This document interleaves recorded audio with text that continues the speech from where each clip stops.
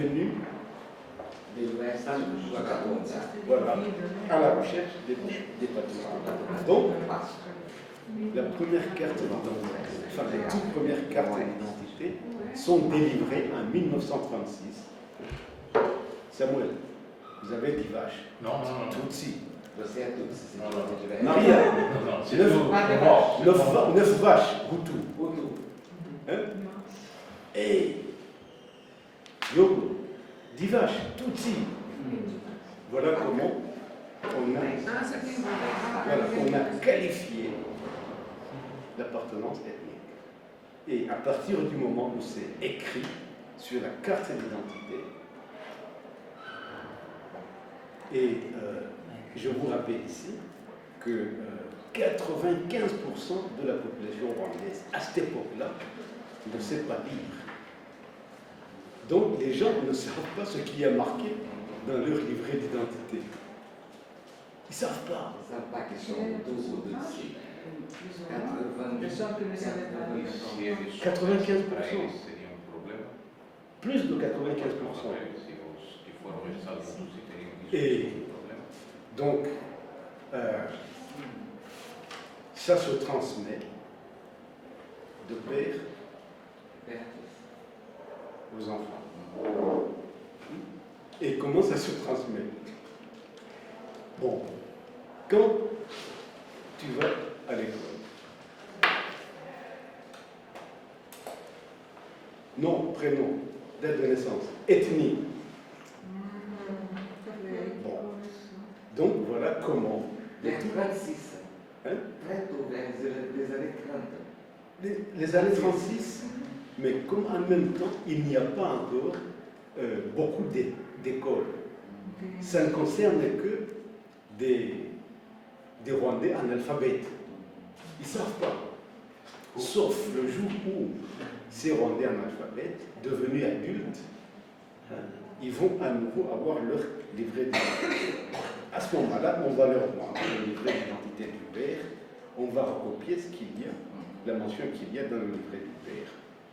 Pour la personne classifiée comme Tutsi, Oui. il est un problème, à vous comme un problème. Il ne sait pas. Il y avait quelques-uns qui savaient. Non, mais j'ai fait une enquête. J'ai fait une enquête autour de l'élite de l'époque coloniale, surtout des anciens grands chefs. Ils n'étaient pas conscients. Même eux. Le chef était assistant direct du colonisateur. Maria, il suffisait de savoir lire et écrire Pour savoir. pour devenir commis auxiliaire de la colonisation. Full Tout stop. ce qu'ils savaient, le chef. Et donc c'est dans les années 50, au milieu des années 50, qu'il y a prise de conscience que les uns sont Hutus, que les autres sont Tutsis. Si je sais lire et je sais que je suis Hutu et j'ai 10 vaches, et vient le colonisateur et me donner la carte Tutsi. Oui. Pour moi, c'est un problème. J'ai protesté, ou ça va, n'a pas de problème. Mais non, tu ne peux pas protester, Samuel, parce que tu ne sais pas ce qu'il y a écrit. Non, si je sais lire. Mais oui, Tu sais lire, non, Si mais- je sais lire, je sais qu'il y a une erreur. Je vais protester, ou les personnes qui c'est lire, je suis entièrement, laissent passer. non, je suis entièrement d'accord. Je dis il y a plus de 95% de la population qui ne savent pas lire. Et ce sont des porteurs potentiels, non réels, de ces identités de Hutu et de Tutsi. C'est quand je dis que même les chefs n'étaient pas conscients. Même les chefs. Vous allez protester où? Dans quelle instance? Auprès de qui? Parce qu'il n'y a pas de justice locale. Non, vous ne savez pas qui détient le pouvoir. Vous ne voyez que des blancs. Certains sont habillés en uniforme de police. D'autres ont des matraques pour fouetter des indigènes qui ne sont pas venus travailler sur la route. Et les chefs se font fouetter parce qu'ils n'ont pas fait cultiver du café. Donc, où est le pouvoir? Vous allez protester auprès de qui? Donc c'est un état de fait. Et donc c'est dans les années 50, au milieu des années 50, que la conscience d'appartenance ethnique apparaît. Alors, de façon assez intéressante,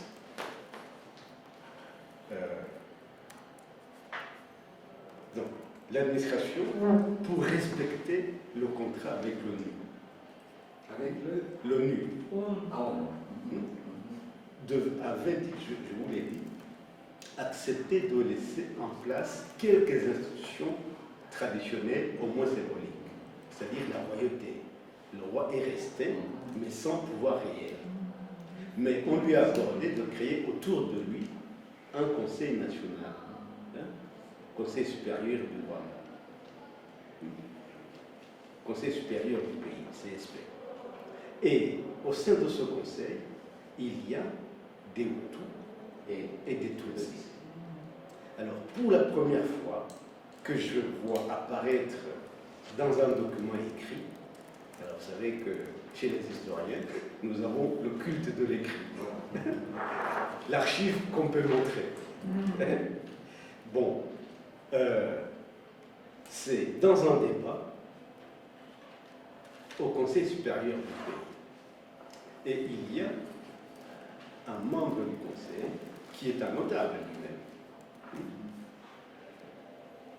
et qui dit, alors, pour vous donner le niveau supérieur des élites, il était instituteur dans une école primaire.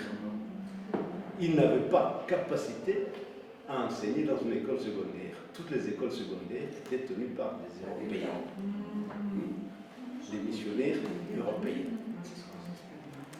Donc, et il pose la question, il dit, mais pourquoi, quand on observe aujourd'hui, dans les écoles secondaires, on s'aperçoit qu'il y a peu de Hutus. Son collègue, qui est chef Tutsi, lui dit, mais très très bonne question. Nous devrions tous la poser à l'administration coloniale qui régit toutes les écoles. Comme vous le savez, aucun Rwandais ne dirige une école, même pas une école primaire. C'était toujours des Blancs. Donc, nous Rwandais, nous devrions collectivement poser la question. Pourquoi cette ségrégation? Alors, il y a une observation d'un autre membre du Conseil, dont, à un moment, on disait qu'il était Hutu, à un autre moment, Tutsi dissimulé. Bon. Ici, Joseph, ce conseil autour du roi, Oui. il avait quelques pouvoirs, il n'avait aucun pouvoir. Aucun. C'était symbolique. C'était chalandré, bon conseil. C'est symbolique. Il ne peut pas y avoir de pouvoir sans prérogatives régaliennes, c'est-à-dire les moyens financiers, sans les moyens de contrainte pour assurer l'ordre dans le cadre de la police, pour assurer la sécurité dans le cadre de l'armée. Autrement, il n'y a pas de pouvoir. Mais enfin, il y avait ce pouvoir symbolique. Des Rwandais de la police pour la vie quotidienne, il y avait des Rwandais de la police. Tous blancs. Dans une cité qui était donnée comme une grande ville, c'est-à-dire chez moi, à Butare. Voilà.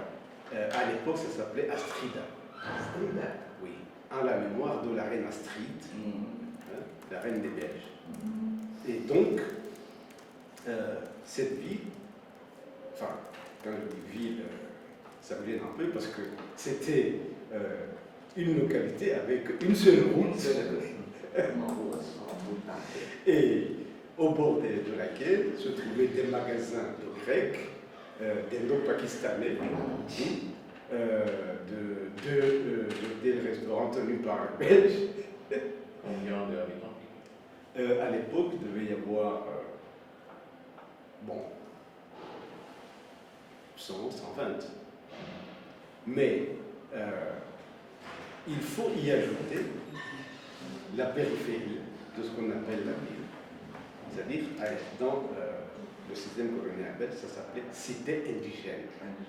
C'est-à-dire la cité où les auxiliaires coloniaux devaient habiter. Les auxiliaires habitaient dans la ville. Voilà, c'est-à-dire des assistants médicaux, assistants vétérinaires, Professeurs. il n'y avait pas encore de professeurs. Des clercs, c'est-à-dire des dactylos, dans des bureaux d'administration, mais plus une population autonome du secteur privé, composée essentiellement de migrants des pays voisins, en provenance du Congo belge, en provenance de l'Ouganda, en provenance du Tanganyika et du Mori, actuelle Tanzanie, très peu du Burundi. Pourquoi? Parce que dans ces pays-là, il y avait une avance considérable en matière artisanale. Donc ce sont ces pays qui envoyaient des artisans, petits électriciens, petits mécaniciens, petits tailleurs, couturiers, petits couvreurs d'une maison. Et ces gens-là avaient aussi leur place dans la cité indigène. Alors, la cité indigène abritait des gens que l'administration coloniale et l'ethnologie coloniale définissaient comme les déracinés. Déracinés. Voilà. Parce qu'ils étaient réunis d'ailleurs. Donc, la définition était la suivante: sont considérés comme habitants de quartiers indigènes les indigènes que nous avons soustraits à leur culture, à leur tradition primitive. Voilà. Et avec tout un système de contrôle qui est que chaque résident en cité indigène devait avoir une carte de séjour renouvelable périodiquement. Et il y avait parfois une descente de police pour demander la carte de séjour aux gens qui circulaient. Quand il n'y en avait pas, c'était la prison. Donc, vous voyez les mesures radicales. Havia artesãos, pequenas produções, nós tínhamos vindo de fora. Do Burundi, de Gana, do Congo belga. Você tem pessoas. Acho que é 100 mil. Alors, É, eu parlais de 120 personnes dans la ville, c'était 100 000 personnes. Non, 100. Entre 100 et 120. C'est-à-dire que je compte les Belges de l'administration et quelques 4 ou 5 Belges entrepreneurs, c'est-à dire dans le bâtiment. Et le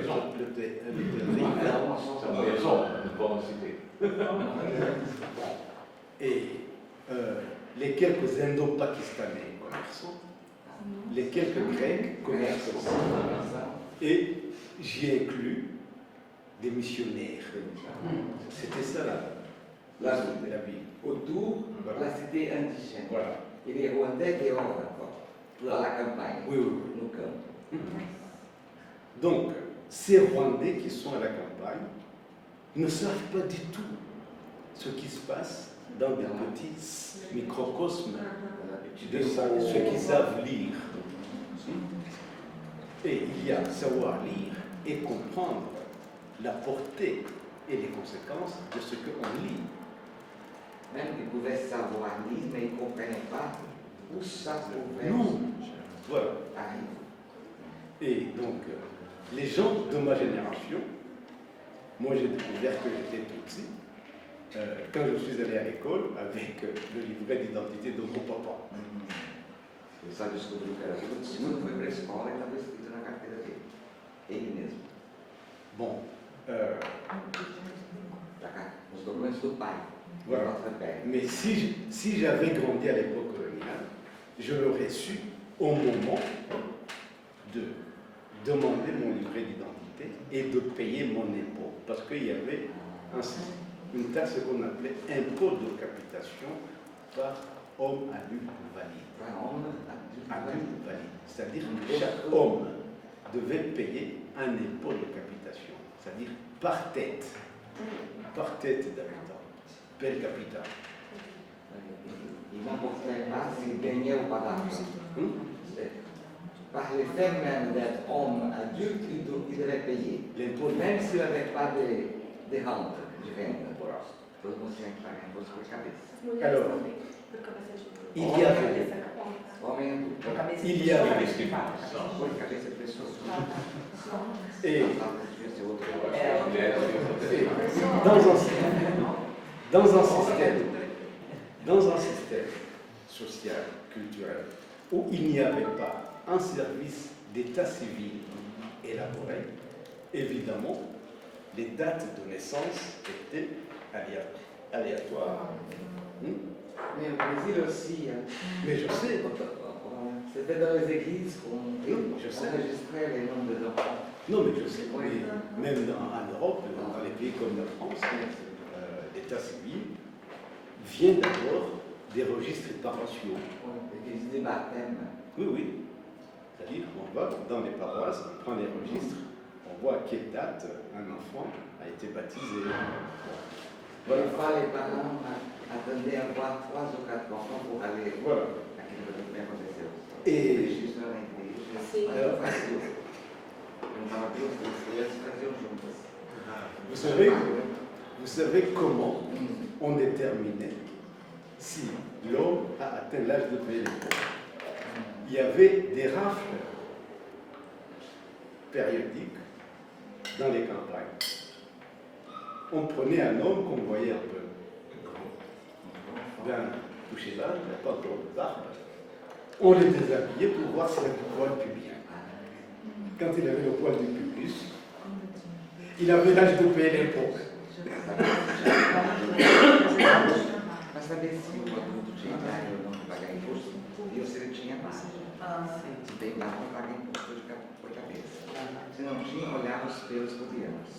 Se tivesse pelos, era homem adulto, tinha que pagar. Donc, vous voyez, Parce que não se sabia a idade das pessoas. est-ce que rétrospectivement, vous pouvez imaginer les difficultés à se situer identitairement dans un tel contexte? Donc, et c'est seulement en 1957 que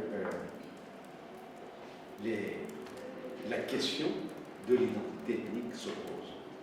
Mais avant qu'elle ne soit posée publiquement, je voudrais revenir à la séance dont j'ai des minutes de ce Conseil supérieur du pays qui date de 1954. Et à la question d'un membre du Conseil se demandant pourquoi dans les écoles secondaires il y avait très peu d'enfants hutus. La réponse donnée par un autre membre du Conseil était que les enfants hutus sont laids, Feios. moches, As crianças adultas são feias. et que donc, quand le maître d'école pose une question, il n'ose pas lever le doigt pour répondre pour pas qu'on le regarde. Et le type qui a dit ça, Ele était un Rwandais. hein, Ele était un Rwandais. c'était un Rwandais. Hein, qui, beaucoup plus tard, donc dans les années 60, sera un des ministres représentants de l'extrémisme hutu, et qui, dans les années 70, a été condamné à titre posthume d'avoir changé son identité, et qui était marié avec une femme du clan royal, Tutsi, vous voyez. Donc, je vous laisse imaginer entre la réalité, l'opportunisme politique ou autre, la peur et le poids sociologique que tout ça fait chez les ennemis. Et chaque fois que je rappelle cette histoire, ça me fait rire parce que le fils de ce monsieur a été très longtemps Premier ministre dans l'actuel régime. Oui, oui. Et il y a un peu plus d'un mois, il a été élu président du Sénat. Du Sénat? Oui. Avec cette histoire-là.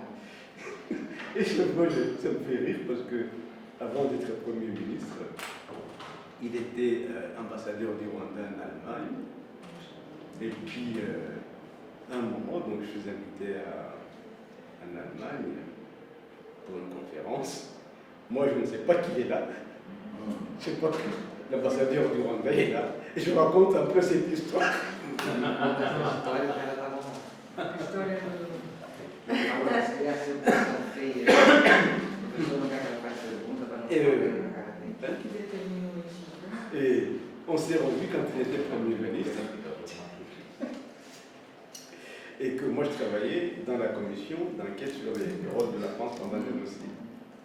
Et puis, quand il a été élu président du Sénat, donc il y a un mois, je lui envoie un SMS, il dit Monsieur le Président Jérémy, je vous envoie toutes mes chaleureuses félicitations. Il me répond Ah, mon cher frère, je n'avais pas de tes nouvelles. Merci. Donc, il ne m'a pas tenu rigueur pour mon propos. Voilà. Et donc, on voit bien qu'il y a un élément trouvé. Or, jusque-là, la majorité de la population rwandaise est réticente à envoyer les enfants à l'école. Ou tout comme Tutsi. Pourquoi? Parce qu'ils ont besoin de la main-d'œuvre de leurs enfants pour les travaux domestiques. Aller les aider. Situation que l'on peut observer encore dans beaucoup de pays africains. As crianças trabalham no pastoreio. Oui. Et donc, ce qui est un faux débat s'arrête là, n'est pas réglé. Encore une fois, parce qu'on n'a pas les moyens intellectuels d'avancer dans un tel débat. Bon. Et en plus, on a le sentiment d'être soumis à un ordre invisible qui règle tout. Oui. Bon. Et en 1957, la question ethnique est plus clairement posée par un texte 57. Un texte qui s'appelle Manifeste des Bantou.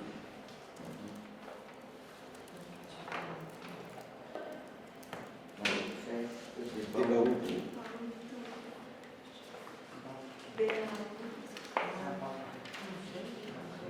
Alors, voilà ce que, entre autres, dit un peu le manifeste. C'est que le premier colonialisme au Rwanda est la féodalité du caractère colonialiste. Les populations de tout, 85% du pays, ont été soumises par les Tutsis à un régime féodo-colonial inhumain. Les coloniaux Tutsis, de race éthiopide, de race éthiopide, ne représentent à peine que 14% de la population. C'est-à-dire les chiffres issus de ce recensement à partir du nombre quand ils disent représenter le Rwanda, ce n'est pas comme les Français représenteraient leur colonie avant l'indépendance. Le Rwanda ne sera plus le fief des Tutsis. Anticolonialistes du monde, dites aux Tutsis qu'ils peuvent continuer leur chemin pour se réinstaller chez leur père en Abyssinie. Et sortez. Voilà. Allez-vous. Voilà. Alors, le fond du problème est où? C'est que l'élite Tutsi, qui elle-même n'est pas plus éclairée, en entendant les bruits de bottes au Congo belge, un Patrice Lumumba qui réclame l'indépendance, en entendant Radio Caire émettre en Swahili en dénonçant le colonialisme, en entendant une chanson que je vous ai répétée, Afrika Mashariki, tunataka kusikilizana, ayao ayao ayao huru, Kenyatta na Nyerere wanataka kusikilizana, ayao ayao ayao huru. C'est-à-dire, l'Afrique de l'Est veut une intercompréhension, c'est-à-dire sous-entendu des colonies britanniques, et l'Afrique de l'Est veut l'indépendance immédiate. Et nous les gamins, on dansait. Et puis, du côté du Congo, Nalipanda, tcha-tcha, indépenda, tcha-tcha, et les élites Tutsi qui savent à peine lire les journaux étrangers, parce que les journaux étrangers sont interdits en colonie. Oui, oui. Il y a un Congolais, Alain Colville, qui est aujourd'hui Kinshasa, qui s'est fait arrêter et maltraiter, torturer, parce qu'on lui avait surpris avec une seule page du journal français L'Humanité. Il a même plus de gauche. C'était même pas tout le journal, c'était une page. Une page. Le président doctoral est une page Et- du journal français. Alors, il y a un Belge, spécialiste du Congo belge, qui écrit une page pour moi inoubliable. Il dit, il faut faire attention. Les gens, connaissent-ils sorciers au Congo belge et au Rwanda aujourd'hui, sont en réalité des communistes. Conhece os feiticeiros que são comunistas. À cause de celui-là, qu'on a fait avec une seule page de l'humanité. Non mais. Donc, Alors, les Rwandais, ou Tutsi, ils savaient rien de ce qui s'est passé au monde. non, Não sabiam nada que estava acontecendo no mundo do non, rien du tout. Não havia televisão. Blackout. E la radio? Il n'existait pas. Não. Não existia radio. Os colonialistas. Julius isolados. Não tinha notícia de nada do mundo. N'existait pas. Moi qui étais citadin, entre guillemets, parce que je suis né et j'ai grandi à Astrida. Astrida. Et j'ai été aux meilleures écoles primaires et secondaires chez les frères de la charité des missionnaires. Hein? Bon, moi j'ai joué avec des enfants de blanc. Donc je n'étais pas indigène du village. Et j'ai grandi avec des enfants de ces artisans ougandais, des agents de la force publique, c'est-à-dire l'équivalent du service d'ordre, qui étaient à plus de 98% des Congolais. Donc j'ai grandi avec ces enfants-là, c'est-à-dire dans un milieu qu'on peut appeler cosmopolite. Donc, dans ce milieu-là, on était captivé par les radios des pays voisins. C'est comme ça que ces chansons d'indépendance voilà. Hein? Et moi, à 7 ans, je dansais déjà. Ça,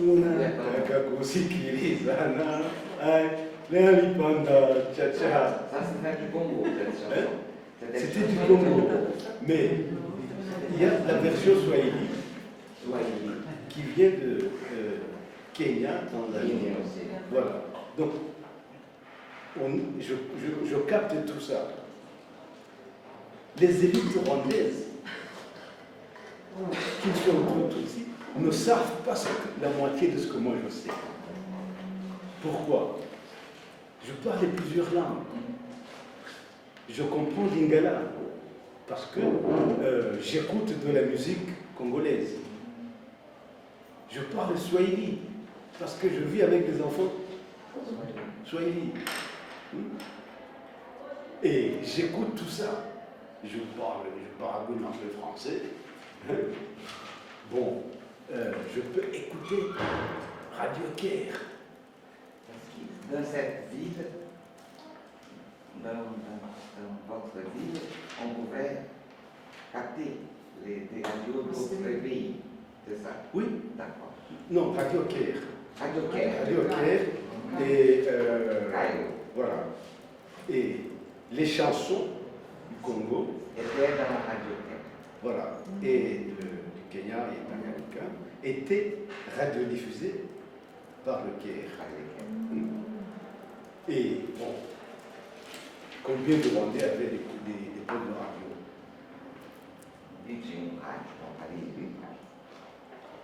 Et moi, je me rappelle quand un groupe de gens m'ont vu allumer un poste de radio. Ils étaient au moins 20 à écouter et à me demander, mais où est celui qui parle? Donc, vous voyez? Et ça, Comme les enfants tout à fait. qui cherchent derrière la télé s'il y a quelqu'un. Voilà, c'est ça. C'est ça. C'est ça.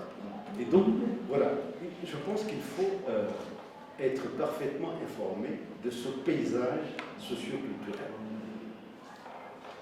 C'est dans ce paysage-là qu'un certain nombre de choses se construisent, dont, puisque c'est le thème majeur du séminaire, l'ethnicité. Bon, il y a d'autres choses qu'on apprenait dans les manuels scolaires. Mais pas tous. Les gens, les garçons, les petits garçons comme moi, qui étaient dans les écoles de missionnaires. On avait des livres gratuitement. Et en français. Et on nous disait, quoi? Quand je serai grand, j'irai au petit séminaire. Et après le petit séminaire, j'irai au grand séminaire. J'apprendrai la philosophie et la théologie et je deviendrai prêtre. Et quand je deviendrai prêtre, je sauverai l'âme des indigènes. Voilà les choses que nous apprenons.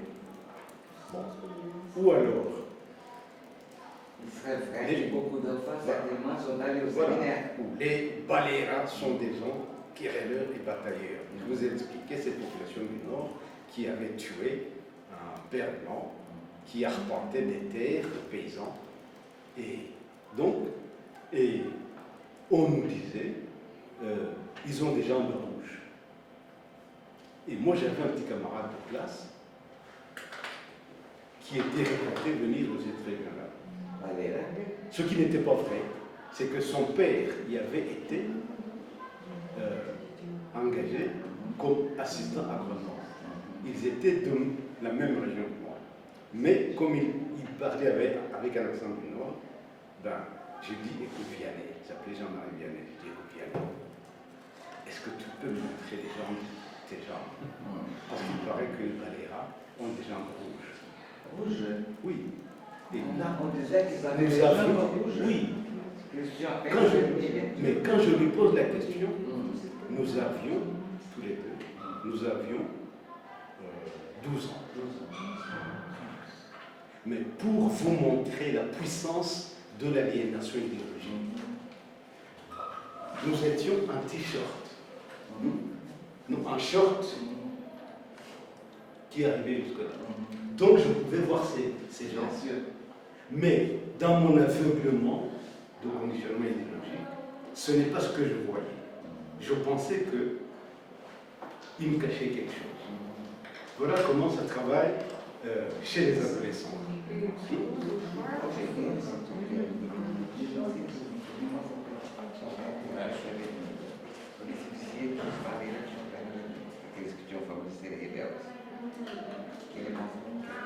cabeça das pessoas que estavam lá, era essa absoluta, se acreditava em todos os discursos dos colonizadores.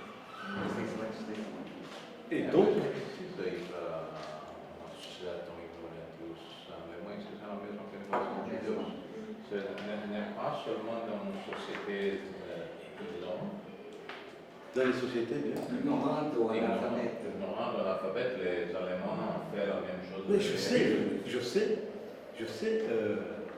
Avec la radio. En 1975, j'étais allé voir des amis dans une ville de l'Est de la France. Puis un jeune adolescent qui vient, qui me demande, est-ce que je peux te toucher? Je dis oui. Il me touche. J'ai trouvé ça mignon. Il n'avait jamais touché un noir. Bon, je dis, tu peux. Et puis, il va chercher son ballon. Bon, j'aime bien jouer avec les jeunes. Je tape dans le ballon avec lui. Regarde, est-ce que tu es le frère de Pelé? Pelé. Parce que je joue au football avec lui. Et puis, je suis noir. Donc, je suis le frère de Pelé. Moi, ça me dit, c'est exactement. Maintenant, je vais en arriver à ce que tu dis là, la dimension médiatique. Mais ici, on en est donc à la veille de l'indépendance du Rwanda. Il y a deux fractions. Il y a l'élite Tutsi, entre guillemets, qui est gagnée par les idées indépendantistes, et l'élite Hutu qui persiste à penser que les Tutsis ne sont pas rwandais, ils sont de race éthiopienne. Oui, ils ne parlent même pas d'ethnie, ils parlent de race. C'est-à-dire que c'est une élite qui a été formée à la raciologie, version Gobineau, version hitlérienne. Et il m'arrive souvent de dire à mes amis que moi j'étais un petit nazi, sans le savoir. Comment? Parce que nous avions des profs, des professeurs missionnaires qui étaient des adeptes du nazisme, même si le nazisme avait été vaincu. Alors, ils transposaient ça dans les cours de gymnastique ou de chansons. Par exemple, un camarade de meilleur il n'en est pas. Geste hitlérien. Et donc, on faisait de nous de petits nations sans en avoir conscience. Tout simplement parce que nous avions affaire à des nostalgiques du nazisme vaincu. Mais nous, on n'avait aucun moyen de décoder.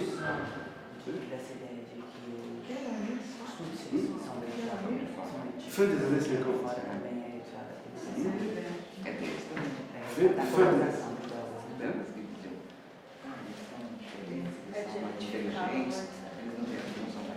Donc, c'est tout ce contexte complètement fou pour les Rwandais que se créent les deux oppositions dites ethniques sur un fond de pseudo-projets politiques. Et plus tard, j'ai discuté avec des représentants du parti indépendantiste. Je dis, mais quand vous réclamez l'indépendance, c'était quoi pour vous l'indépendance? Ils se sont mis à rire, ils disent, on ne savait pas. On croyait que c'était seulement voir les Belges partir et nous asseoir à leur place. Mais avec l'idée centrale qui était de conserver la monarchie. Donc, ce parti, Union nationale rwandaise, devait conserver la monarchie comme le symbole unificateur. Parce que dans la longue histoire du Rwanda, le roi avait toujours cette fonction unificatrice. Et les Hutus demandaient à ce qu'on écarte les Tutsis qui rentrent chez eux en Éthiopie, quitte à retarder l'indépendance. l'indépendance n'était pas une question d'urgence. Voilà en gros les grandes tendances. Alors, contre ce parti dit monarchiste qui s'appelle Union nationale rwandaise, l'élite Hutu crée deux partis qui fusionneront rapidement, APROSOMA, Association pour la promotion de la masse. Pour la promotion de la masse. De la masse, entendu les Hutus. Mais ce parti ne vivra pas longtemps. Il y a un autre parti plus radical qui s'appelle Parme Hutu. Parti de l'émancipation Hutu. Voilà la première fois que l'appartenance ethnique apparaît dans un discours politique et sur la scène politique.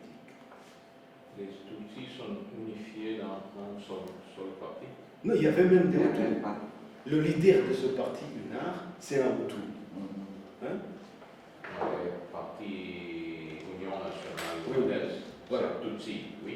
Non, il y a des leaders Tutsis, mais il y a des leaders Hutus.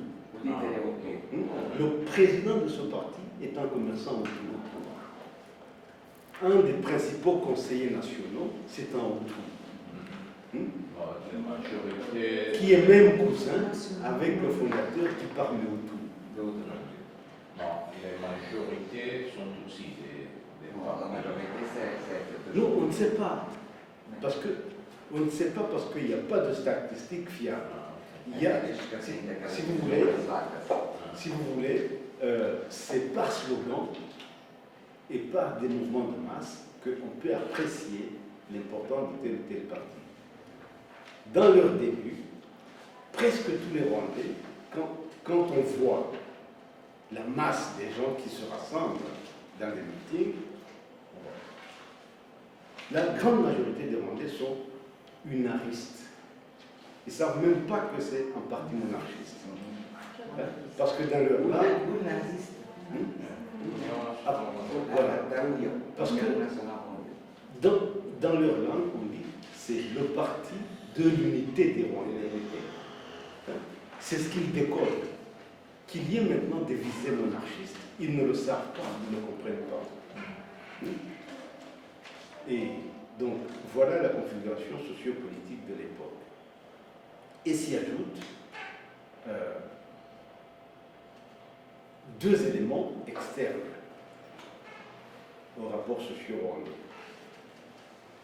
Un, cette élite Tutsi qui puise un petit peu son vocabulaire chez Patrice Lumumba, dans la radio de Nasser, est réputé pro-communiste. Donc on dit que ce sont des communistes. Et qui dit communiste, évidemment, crée une haine, un conflit inextricable entre l'Église, surtout catholique, et toute organisation réputée de réunion communiste. Je dois vous rappeler que jusqu'à ce jour, la Constitution belge interdit la Constitution, la création d'un parti communiste. Alors, vous imaginez dans les années 50, et surtout en colonie, vous imaginez la radicalité dans la situation coloniale. Bon. Et donc, l'Église catholique se mêle au jeu et prend parti pour l'élite Hutu. Et aujourd'hui, on a des indices à peu près probants. Il y en a qui vont plus vite en besogne que moi, qui disent nous avons des preuves. Pour moi, ce ne sont pas des preuves. Ce sont des indices qui montrent que ce texte du manifeste de Bahutu a été écrit par des missionnaires. Quels sont ces indices? Pour moi, je fais une critique linguistique. Je connais le niveau du français des élites rwandaises ou des Tutsis de l'époque. Donc, certaines expressions l'administration, certaines tournures ne sont pas attribuables au Rwandais. Comme j'ai été dans de bonnes écoles comme le Belge, il y a des Flamands et des Wallons. En plus, avec ma trajectoire linguistique en France, je sais deviner une tournure d'esprit belge. C'est pour ça que je parle de linguisme. Ça ne suffit pas pour démontrer, mais ça interroge. Bon, bref. Et donc, beaucoup plus clairement, l'administration coloniale choisit les Hutus pour une raison que je vous ai déjà dite, se sentant menacé par le discours enflammé de Patrice Lumumba et l'idéologie de l'indépendance, la Belgique, qui s'est reconstruite après la Deuxième Guerre mondiale sur les richesses du sous-sol congolais, ne peut pas arracher le Congo comme ça. Donc il y a un jeu d'alliance avec les Hutus. Bon, si on leur accorde l'indépendance, nous allons rester chez eux et nous allons continuer à surveiller de près le Congo. En termes d'aujourd'hui, on dirait que c'est de la géostratégie. Isso é que a Bélgica, vendo os movimentos independentistas no Congo, onde ela tirava todas as riquezas do Congo, resolveu conceder a independência. E concedendo, eles continuavam lá dominando. A raison, pour ainsi dire, donner l'indépendance. Oui. Ora, está uma luta independentista e eles continuaram podendo dominar e explorar as riquezas do Congo. Et aussi de Rwanda. Alors, maintenant, nous avons des documents probants. Les mémoires du dernier vice-gouverneur belge du Rwanda au Burundi, les mémoires du dernier résident militaire au Rwanda, à qui l'on a donné plein pouvoir, et ils expliquent comment ils ont mené le jeu. Comment ils ont choisi de donner le pouvoir et pourquoi. Les Belges étaient aussi au Burundi. Oui, oui, oui. Congo, Rwanda et Burundi.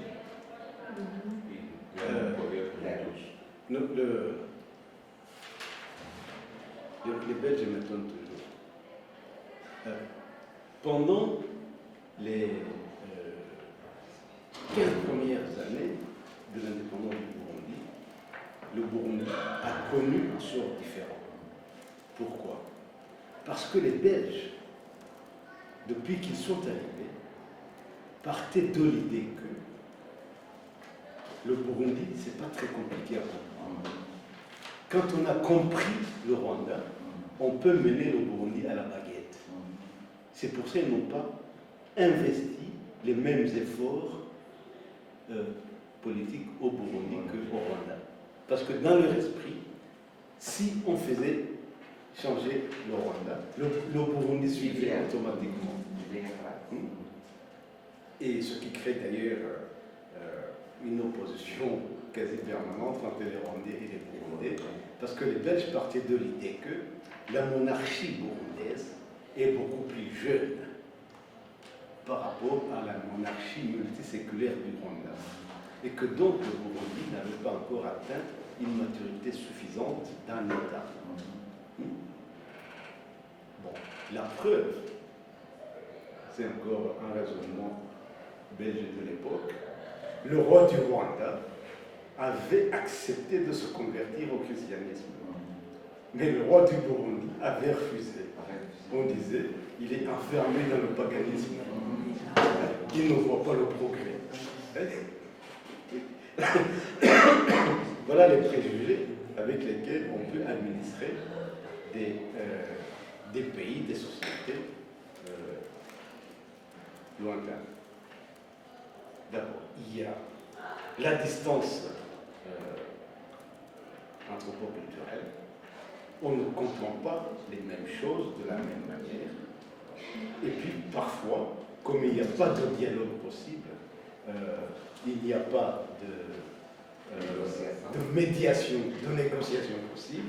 Donc, à ce moment-là, c'est l'usage de la force. Quand il n'y a plus de possibilité de négociation, de dialogue, il ne restait plus que la force physique, brutale. Et donc, c'est ça la relation coloniale aussi. C'est ce que le dernier résident militaire a fait au Rwanda. Et il a soutenu ce qu'on appelait l'insurrection Hutu. D'autres, à l'époque, on parlait plutôt de jacquerie, c'est-à-dire une rébellion désorganisée. Et le discours incendiaire comme celui-là qui dit les Tutsis sont de race éthiopide et n'ont qu'à penser à retourner chez eux, eh bien, il suffit d'enflammer les populations, leur dit écoutez, mais il faut les chasser, qu'ils rentrent chez eux. Et alors, qu'est-ce qui vient à l'esprit de la population, des gens simples? Mais si nous les chassons, nous allons hériter de leurs biens. La terre, les vaches, et parfois même des voitures, parce que certains commis de l'État colonial avaient des voitures. C'est tout ce qu'on voit. Bon. Et donc, la société rwandaise s'enflamme le 1er novembre 1959. On appelle ça la Toussaint rwandaise. Et quand la société s'enflamme, c'est-à-dire attaque les Tutsis par quelques Hutus, mais pas généralisé, très localisé. Et le colonel Kilogiste, donc le résident militaire, en tire prétexte pour arrêter tous les Tutsis de l'élite. Et donc, ceux qui ne peuvent pas arrêter, ils prennent la fuite à l'étranger. Et quand ce qui s'appelait jacquerie commence à se développer, un massacre un peu plus généralisé, évidemment, c'est beaucoup de Tutsis, y compris des gens simples, qui fuient le pays vers le Burundi, vers le Congo, vers l'Ouganda, vers le Tanganyika. Alors, on ne peut pas, surtout quand on fait de l'histoire, on ne peut pas ne pas considérer les situations conjoncturelles, la conjoncture.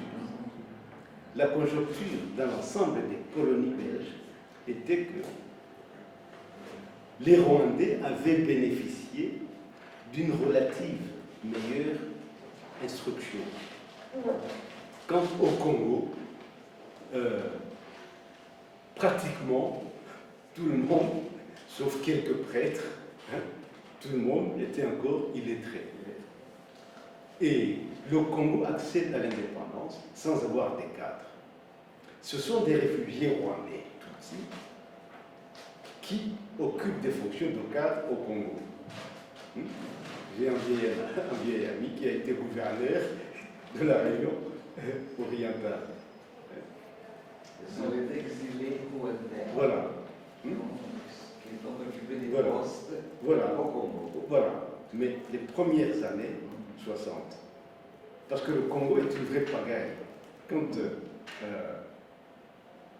il accède à l'indépendance, le 30 juin 1960, au bout de 3 mois seulement, avec l'instigation des Belges, le sud du Congo belge, c'est-à-dire le Katanga, actuelle région du Chaba, c'est-à-dire l'État minier, se déclare État indépendant du Katanga. Une région. Voilà. Et dans le centre, une région diamantifère se déclare étant indépendant du Kasaï. Mais pourquoi s'arrêter en ces bons chemins? Le Kasaï étant énorme, étant grand, eh bien, une partie des gens de Kasaï ont dit, mais ça c'est l'État indépendant du Kasaï oriental. nous créons un État indépendant du Kasaï occidental. Et l'Est du Congo belge se rebelle. Ils veulent aussi. Só porque a parte do Chile está sendo diamante é declarado em outro país, é uma expressão da O governo do leste, do leste, a do sul e a leste também. Do sul, do norte, para as regiões. Então, onde tem empresa fragmentada de uma outra.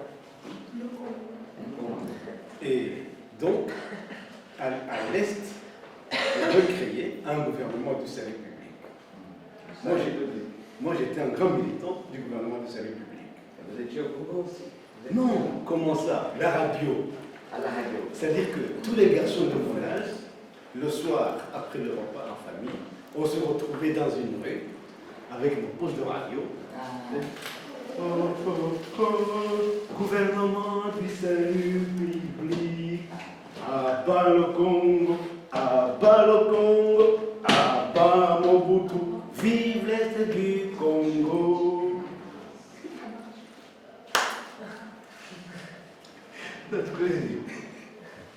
Bon. Et donc voilà le contexte général d'accession du Rwanda à l'indépendance. Donc, s'impose un seul parti parmi les partis de l'émancipation du peuple hutu. Alors, sur la base de nos cartes d'identité, enfin pour ceux qui les avaient, la ségrégation s'instaure. Bon. Et moi j'ai atteint l'âge d'avoir une carte d'identité sous le régime qu'on appelle la Première République, c'est-à-dire qui a exercé le pouvoir depuis le 1er juillet 1962, date d'accession à l'indépendance, jusqu'à son renversement en 1973. C'était un gouvernement élu, des élections après l'indépendance. Élu par le parti Hutu. C'était un seul parti. Un seul parti. Bon, c'était donc autant dire coopté. Bon, moi je vais demander ma carte d'identité.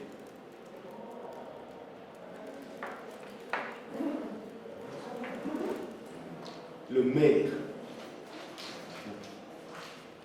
on dit maire, nom, prénom, date de naissance, nom du père, nom de la mère, bon, je décline, mais attends, le maire lui-même, mais tu es gonflé. Toi, tout de suite, tu veux une carte d'identité.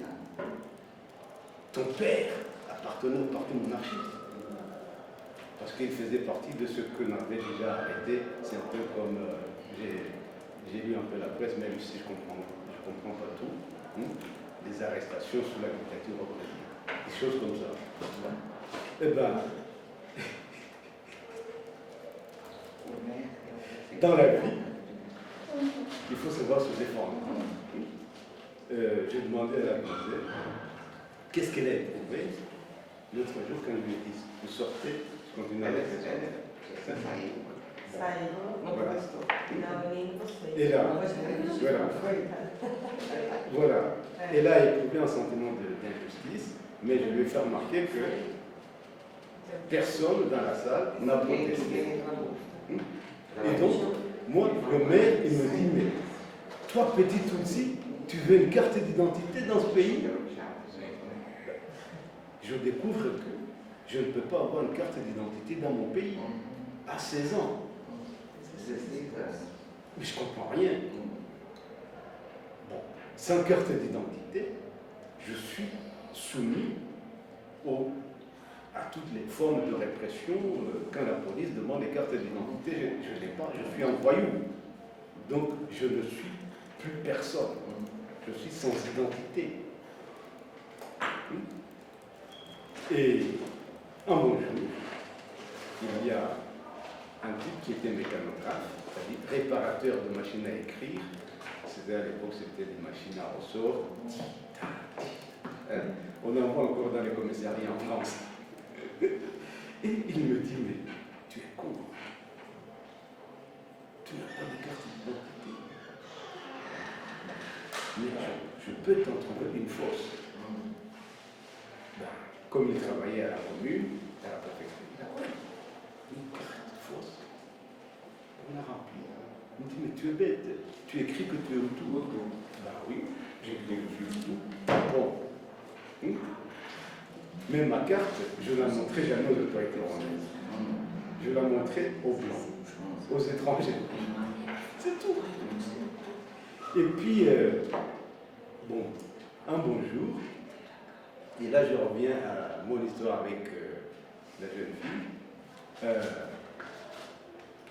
Un bon jour, j'ai envie de changer d'orientation pour commencer à travailler un peu plus tôt, quitte à reprendre mes études universitaires plus tard.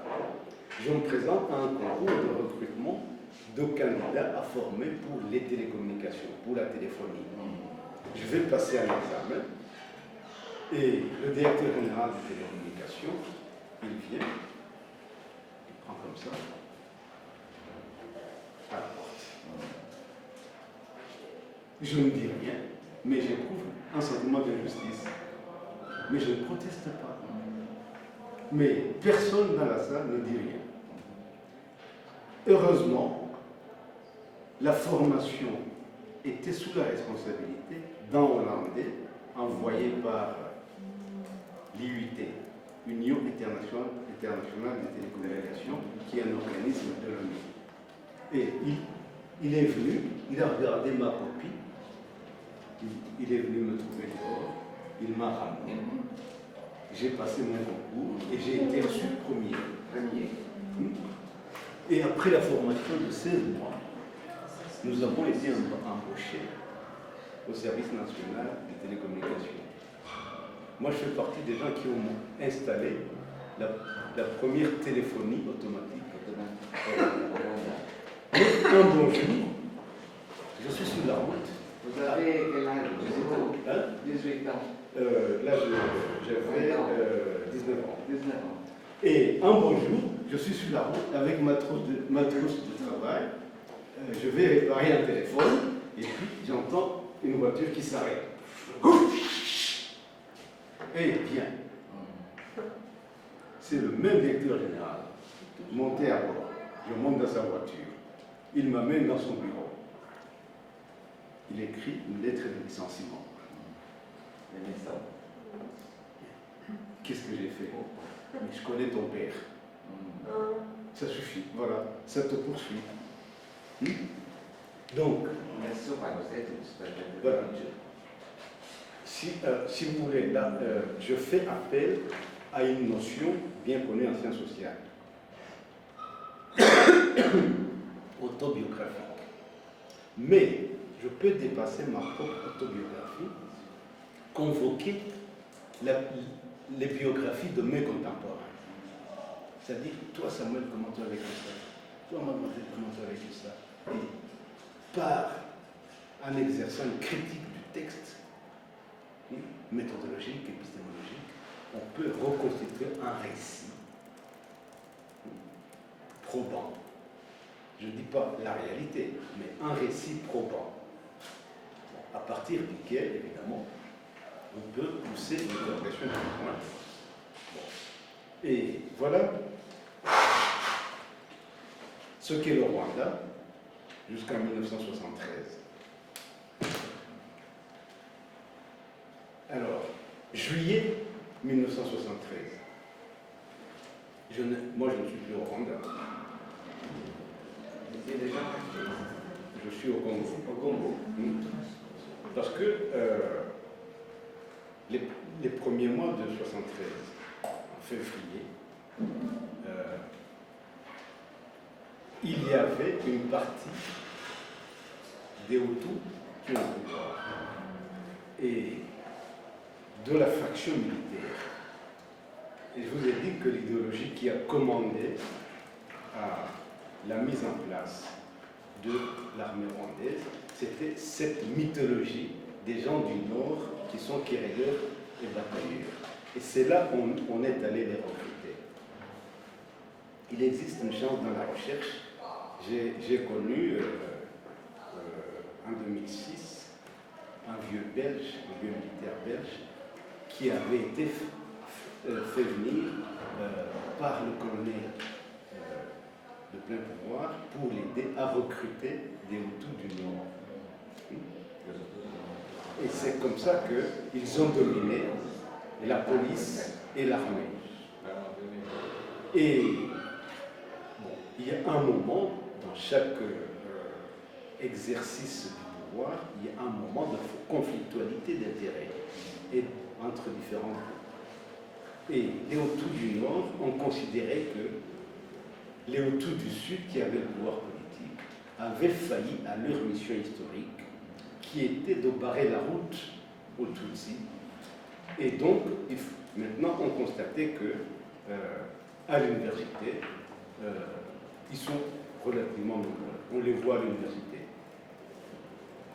Ok, ils ne sont pas recrutés dans les services de l'État, mais on les voit dans les entreprises privées. Et donc, une nouvelle mythologie, mais les Blancs préfèrent les Tutsis. Bon. Pourquoi ils préfèrent les Tutsis? Parce que les Blancs aiment bien les filles Tutsis, elles sont belles. Donc, la mobilisation de la catégorie esthétique dans la configuration identitaire. Notez-le, ça c'est très important parce que ça intervient très massivement, peu avant le génocide, dans la propagande qui appelle au génocide. Bon, bref, les Hutus du Nord, les Hutus du Sud, mais surtout en l'occurrence, ce sont les policiers, les inspecteurs de police, mais qui sont du Nord, nous arrêtent, les gens de ma génération, ceux qui sont à l'université, ceux qui ont un travail chez les Blancs, dans une entreprise privée, on nous arrête, on nous emprisonne. Bon, je vous ai raconté en quelles circonstances, moi j'ai fui vers le Congo. On ne sait pas encore. On ne sait pas encore de quelles circonstances vous avez fui. Déjà, on peut prendre comme vous avez fui. Non. Non. On veut savoir en quelles circonstances tu es inscrit au Congo. Non, Donc, Racontez-nous. quand nous avons été arrêtés, j'étais avec un ami plus âgé que moi, au loin. Et nous avons fui sur une Vespa. Et on s'est fait arrêter dans une préfecture de l'ouest du pays. Et lui, on lui a fait avouer qu'il était ennemi du Rwanda. Oui. Et ils l'ont envoyé à la prison centrale. On était au cachot. Moi, ils m'ont torturé. J'ai dit non. Je ne suis pas ennemi. Non, je ne suis pas ennemi. Je suis rwandais, full stop. Pas. Ok. Bataille Rwanda. Et bon, parfois je boite un peu parce qu'il m'a sonné des coups de audio de la police, des constructions de la police.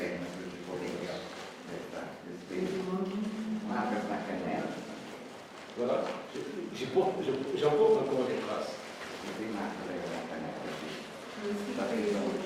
Le matin, allez. Alors, la qualification, c'était parce qu'on va trouver cette qualification par la génocide. Et le cancre là, un cafard. Donc, on a déjà commencé à produire un discours d'animalisation de la future victime. Comme on disait, les Juifs sont des vermiers. Je ne vais pas faire de comparaison, mais cet élément d'animalisation de la victime. Déshumanisation. Oui, déshumanisation, mais animalisation. Non, mais on peut déshumaniser en disant tu es une plante, tu as un cactus. Hein? En disant tu es un poisson, un fruit de mer. Hein? Donc la catégorie d'identification n'est pas fortuite. C'était quelle année? C'était à la fin de l'année 60, 73? 73. C'était Et puis un bon jour, là vous allez voir les contradictions identitaires. Le type qui ordonne ma torture, c'est un commissaire de police originaire du Nord. Et un bon jour, il y a un militaire plus gradé que lui. Il est militaire, pas policier. 2, il est le tout premier parachutiste rwandais. Et il dirige une unité de parachutistes. Donc, il est plus puissant. Dans le système, il est plus puissant. Mais il est du Sud. Et il arrive, on est en train de me tabasser. Il me dit, mais qu'est-ce qu'il a fait? On dit, c'est un cafard ennemi du Rwanda. Mais non! Lui, je le connais, c'est un petit bandit de chez moi. Hein? Alors, quand il disait bandit, c'était l'expression pour dire garçon de ville, un petit débrouillard. Mais non! Mais non! Et il se tourne vers moi, il me demande, est-ce que tu manges? Je dis oui. Une boule de pain par jour et de l'eau du robinet extérieur. C'est tout. Et puis, bon, là c'était le matin, quand j'étais passé. À midi, j'entends les surveillants de mon cachot dire « Hé, le cafard de Boutaré, sors !» Les cafards de Boutaré, oui. A parada do governo de Boutaré, da cidade dele. Et il m'ouvre la cellule, je sors. Il me tend une gamelle de nourriture. Mamma mia! Un steak et des frites. Steak et frites. J'ai une amie qui a fait un article là-dessus dans un livre. Steak frites. Je dis, mais attends, Combien de temps vous êtes resté emprisonné? 2 mois. 2 meses. 2 mois. 2 mois. Et puis donc, le soir, et le cafard de Boutaré, sors! Je sors. Et encore un steak frites. Mais une bouteille de bière. Un paquet de cigarettes. C'est là où j'ai commencé à fumer, c'est là où j'ai bu mon premier verre de bière. Je dis, mamma mia. Et ça, qu'est-ce qui arrive? Alors, tous les matins, les gardiens du cachot venaient me dire, nous avons entendu, nous avons surpris un message radio qui vient de Kigali, la capitale, qui disait que demain tu seras fusillé. Donc, torture physique, torture mentale. Demain tu seras fusillé.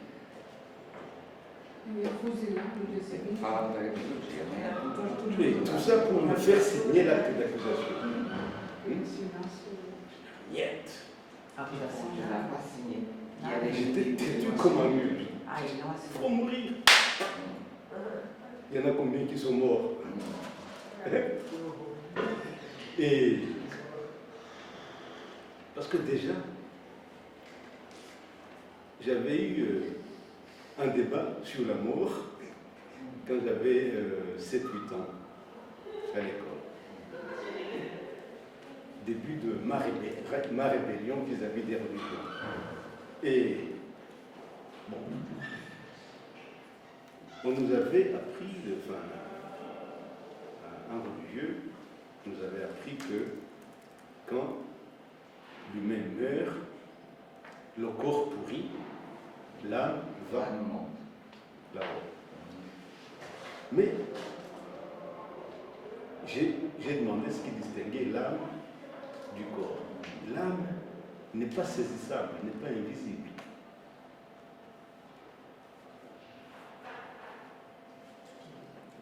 J'ai passé toute ma soirée à me dire,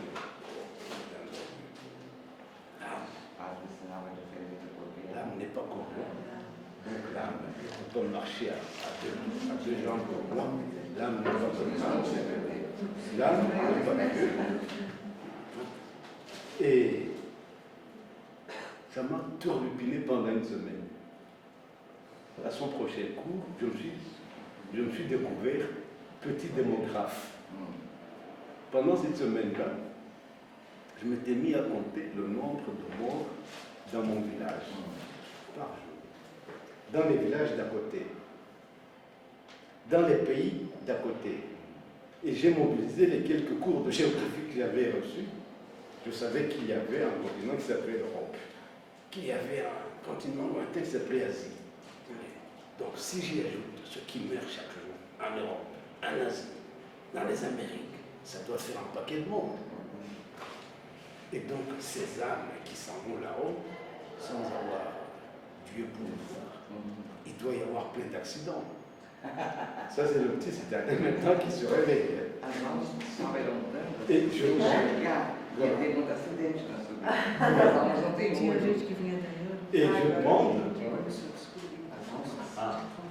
je demande au prêtre, est-ce que là-haut, il y a un inspecteur de la route? Il me dit, pourquoi faire? Je dis, pour réglementer la circulation des âmes. Si les humains font des accidents, alors qu'ils ont des yeux, vous imaginez les âmes qui n'ont pas Dieu, ça doit faire des dégâts là-haut. Je dis, il doit y avoir bien une réglementation de la circulation. Il dit, sortez!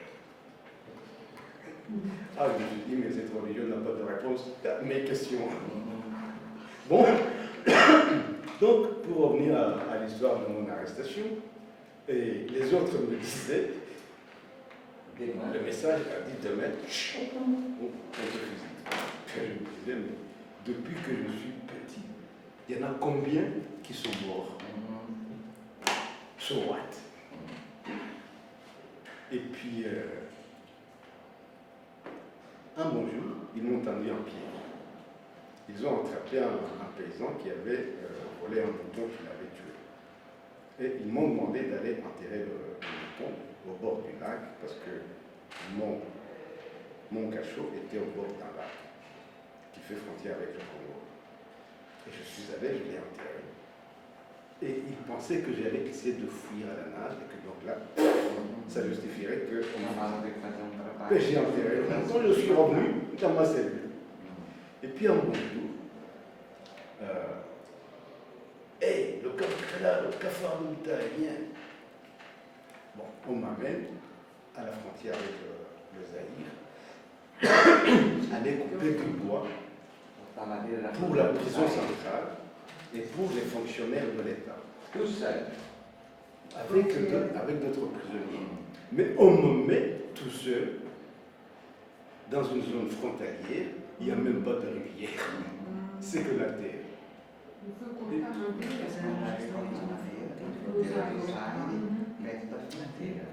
Na verdade, essa pessoa que protegia mandou fazer isso para ele fugir. Et puis, au bout d'une heure, un des gardiens vient me voir et dit, mais espèce de connard, tu en là, je pars.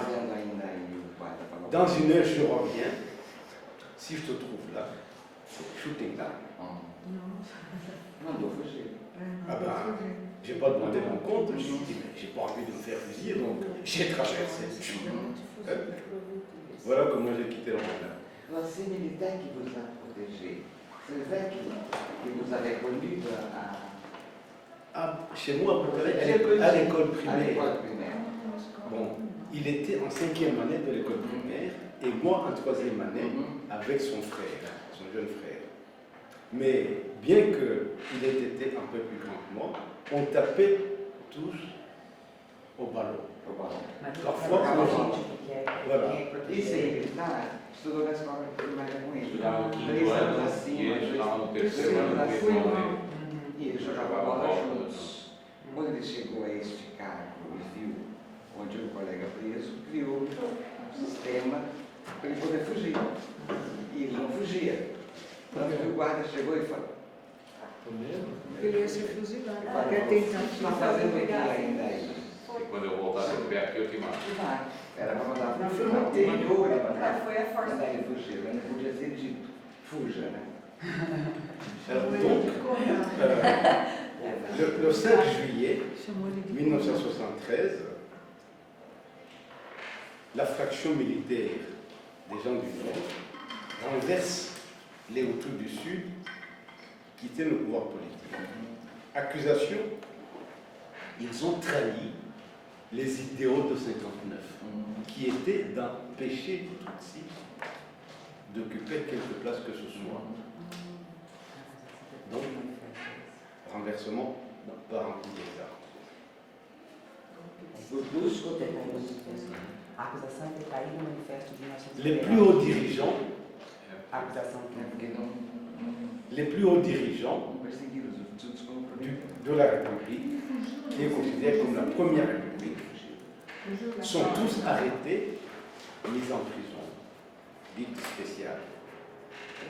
Anciens ministres, députés, président de la République lui-même, arrêtés. Tout ça, évidemment, n'a pas d'explication accessible à la masse de la population. Et voilà que ce pays, dont les Belges avaient fait un pays de clivage Hutu-Tutsi, sous un gouvernement indépendant, de l'État indépendant, se crée un nouveau clivage. On ne parle plus de Hutu-Tutsi, on parle de nordistes et sudistes. Les gens du nord contre les gens du sud. Alors, un géographe qui perdrait toute raison, parce que n'est considéré que le nord, deux préfectures dont sont originaires les grands cadres de l'armée. Tout le reste du nord, ça compte pas, c'est le sud. Ça défie la géographie.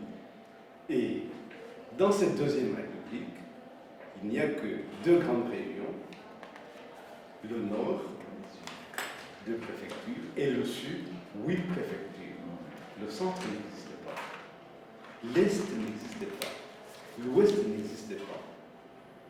Et quand je fais cette observation, ce n'est pas une coquetterie de la pensée. C'est pour vous dire comment un pouvoir totalitaire simplifie tout pour que la masse de la population y accède avec ce qu'on lui prête d'intelligence. Donc, ce régime se fait des amis protecteurs, dont la France. Et la France qui a écrasé la Belgique. Et le président du Rwanda, de la Deuxième République, donc un Borte du Nord, Belle Blague, se fait passer pour un des adeptes de la francophonie. Et quand il est reçu à Paris, il se plaît à répéter des vers de Victor Hugo, de Verlaine.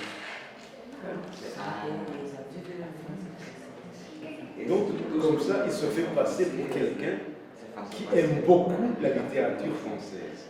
Conhecia a literatura possível, declamou Verlaine em Paris. Os partidos não poderiam.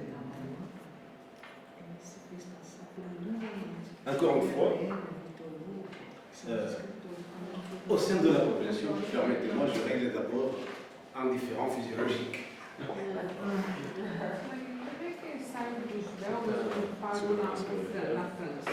Porque as ideias você deu aí também. Sim, isso em 62.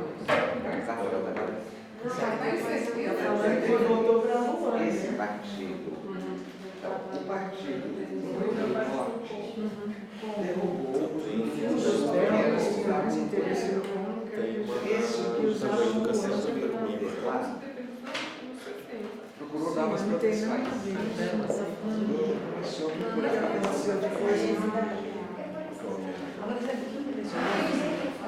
porque a França não era colonizadora dele. Sim, então, As foi chamada para auxiliar, para mandar soldados, para mandar médico, para mandar professor. Mas isso depois da independência. Mas ele voltou Os belgas já tinham ido embora fazer outras coisas. Sabe o que foi muito bacana? Que assim, foi lá, fiz a conta. Entre o primeiro contato Mas eles queriam ficar de colonizador europeu até o genocídio são 133 anos. Não é tanto, né? Se a pensar em termos de história de construção, não é tanto tempo, né? 133 anos entre o primeiro contato. Entre o primeiro contato. A independência é o 62. Então, assim, chega o colonizador e, ok, assim, vira lá e fala, ele reconhece uma proximidade, acho que é legal mesmo, porque a gente é mais legal do que eu. Eles têm carros, salva outra língua. Mas reconhece que esses 133 anos do céu, desestruturar toda a comunidade, rotular quem é quem, e na hora que tem uma revolta, que tem o ódio, esse ódio consegue ser entre os iguais, e não contra o colonizador. Porque isso como é que em um momento chegar lá e sair decepando a cabeça do branco. Mas ele fala assim, ele conta isso, que quando o movimento ligado à independência era festejado pelos Tutsi, os Hutus diziam a prioridade é mandar os Tutsi embora. Os belgas que ficam ficam com ele mais tempo. Então, eles não estavam contra o governo belga. Ele explicou nessa reconstrução da história, né? Da história das origens étnicas, os tutsis como invasores também. Então, mas essa construção também é europeia, pelo que eu entendi. Claro. É uma construção Que introjeta. Que introjeta. Mas assim, como é tão rápido para introjetar isso, a ponto de chegar com menos de um pouco mais de 100 anos, você matar, massacrar quem é seu igual e deixar passar na boa quem fez a distinção, né? Quem simplesmente É um governo direto, né? Porque eles não estavam muito presentes lá. Foi o tema das Eram os governadores. O que me parece que no final das contas continua uma loja de que o branco é melhor mesmo, mais bacana, ou tem um medo, ou tem que ser respeitado. É o que me parece. Bom, eles também recrutaram as Uma lógica elites do colonizador, negras. né? Colonizado. Recrutaram as elites Mas negras. criaram as funções, elites né? primeiro, né? Criaram. Também não tinha. Não. Educação e... Era uma Bom, colonização. os colégios criaram as elites letradas. Essas elites foram recrutadas para ser subchefes dos brancos.